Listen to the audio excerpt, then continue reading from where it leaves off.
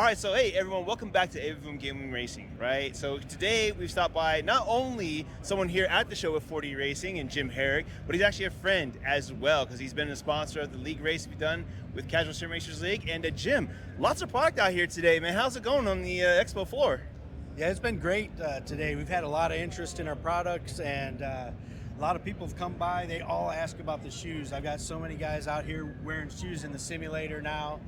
I'm really happy. The feedback has been great. It makes me really proud to come out here and see that our products are, living up to their expectations. Yeah, it's fantastic. I mean, you definitely have grown since you first started. I remember the first couple of gloves, and shoes has always been there.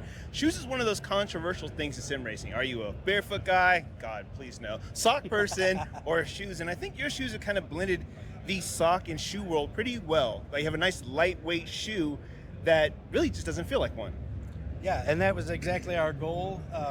The shoe is what got us into this. I've been sim racing. I'm kind of an old guy. I've been around a long time, and I started out on the old, Logitech potentiometer brakes. Sure. And the socks were great for that. But when load cells came out and we upgraded, I realized socks just weren't going to cut it. And so we started looking for a shoe, and we realized that every sim racing shoe on the market is really a go-kart shoe. Yes. There was no sim racing specific shoe. Right. So we built one.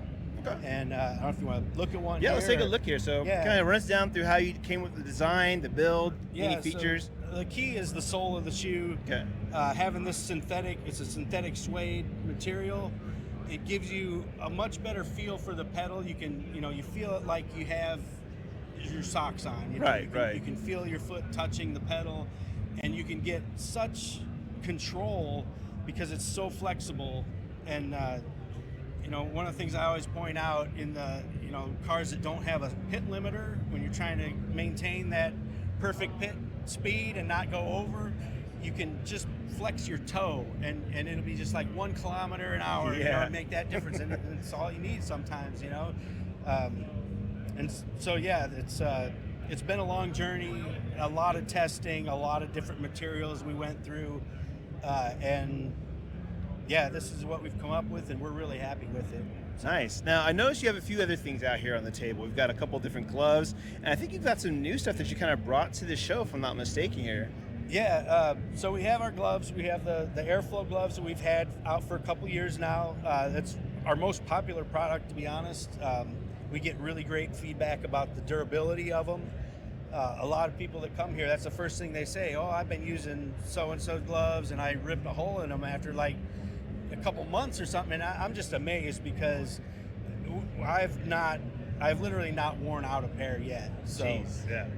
I've had a few have worn out from very big brands, I would just say, in the sim racing industry that didn't last a season of iRacing. So that's a plus. We've had great feedback. If you look on our website, we got some great feedback posted on there about the airflow gloves. And this new glove, this is our brand new product that I'll say we released it, but the bulk order is in an airplane someplace flying to my shop in Indianapolis. Unfortunately, wasn't able to get them here to the show, but this is a new design. It's got a sheepskin palm. It's like a batting glove or like a golf glove. It will mold to your hand and give you that like super comfortable fit and feel. And we've tried to get the sizing just right so the fingers are nice and tight, and you can work your knobs on your wheel and everything without hitting the wrong button by mistake or anything like that. Which is important for us sim racers because we like to feel like real racers from time to time. That's right. There's no better way to LARP with a nice set of gloves as you go out there and do all of that. Well, perfect, Jim. Well, where can people purchase these gloves at? You can find all this product at 4dracewear.com, and 4dracewear.com. That's where you find it. Unless you're here at the Sim Gaming Expo, we do have we have the airflow gloves, we have the reaction shoe available here at the show. We do also have some show merch, some mouse pads and some T-shirts made up specifically for the show, and some other gear. And we're also we're getting ready to launch like badge, team, and league related like jerseys and apparel. So if your league wants to have shirts made up to sell to league members, or if you got a racing team that needs shirts, we can provide those too. Funny enough, Before I came here, I was looking to have some shirts made, right? The whole jersey material. I ordered and spent about $90, and it came to me, and it was just about the worst product I've ever had. And so now you're telling me not only is there somebody who I can test their jerseys out, but now I can send my labels over to you and everything else and have that design, you can ship it to me? Yes, sir. Isn't that great? Well, everybody, that's Jim Herrick, 40 Racing. Make sure you go out there and get all the sim gear that you need when it comes to gloves, jerseys, shoes, and a whole lot more. Stop by. He'll treat you right.